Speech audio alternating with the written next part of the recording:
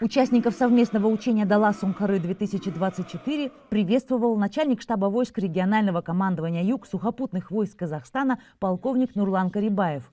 Руководитель учения отметил, что вооруженные силы двух стран на протяжении многих лет проводят различные совместные учения, и благодаря этому вопросы взаимодействия отрабатываются легко и без проблем. Подобные учения между нашими братскими странами проводятся не впервые и берут свое начало с момента создания Организации договора коллективной безопасности.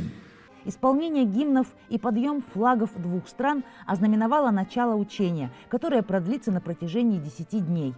В ходе этого периода военнослужащие Казахстана и Кыргызстана на практике отработают вопросы боевого взаимодействия. От имени Министерства обороны своей страны военнослужащие Кыргызской республики поблагодарили военное руководство Казахстана за организацию учения и теплый прием контингента вооруженных сил Кыргызстана. Мы участвуем не первый раз в таких учениях. В этот раз мы проводим учение «Дала-Сункары-2024». Я думаю, это учение тоже проходит на высшем уровне. Мы с братьями, народами Казахстана будем обмениваться опытами, выполним все поставленные задачи на высшем уровне. Все этапы и элементы совместного учения «Дала-Сункары-2024» будут проводиться на полигоне Терис-Ащебулак и в ущелье гор Каратау.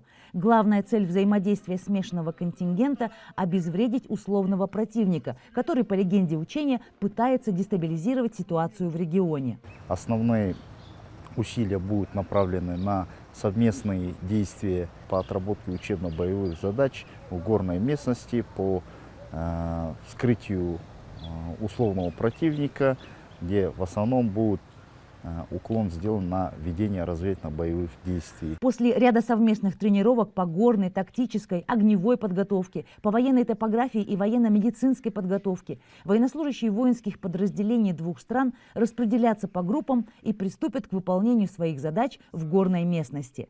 Дина Мухаринова, Владимир Мартыненко, пресс-служба Тарасского гарнизона.